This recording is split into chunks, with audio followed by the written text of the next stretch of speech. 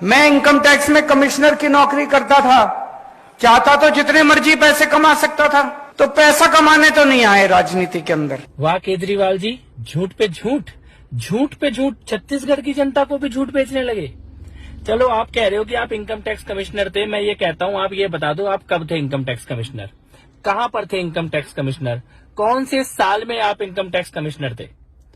इतना बड़ा झूठ बोल रहे हो आप कि आप इनकम टैक्स कमिश्नर थे। आप जिंदगी में कभी इनकम टैक्स कमिश्नर नहीं थे।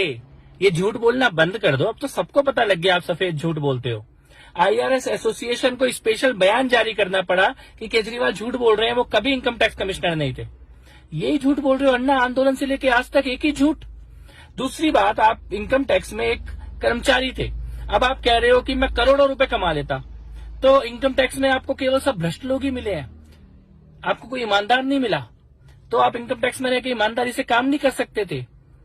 असली बात यह है, सबसे बड़ा सच ये है कि ये जो शीश महल की अय्याशी चल रही है, ये जो शराब माफिया का धंधा जिसमें मनीष सिसोदिया जेल में है, ये जो हवाला का कारोबार जिसमें सत्येंद्र जैन जेल में है, ये जो टिकटों की लेन देन, ये जो भगवंत मान का हेलीकॉप्टर और एरोप्लेन लेके पूरे देश में घूमना उड़ना, ये सब जो तमाशा है ना, ये नहीं कर पाते अगर आप ईमानदारी से नौकरी कर रहे होते। आप इस अय्याशी के लिए, इस भ्रष्टाचार के लिए, इस लूट के लिए, इस झूठ के लिए, इसके लिए आप नौकरी छोड़ के राजनीति में आए थे। ये देश की जनता समझ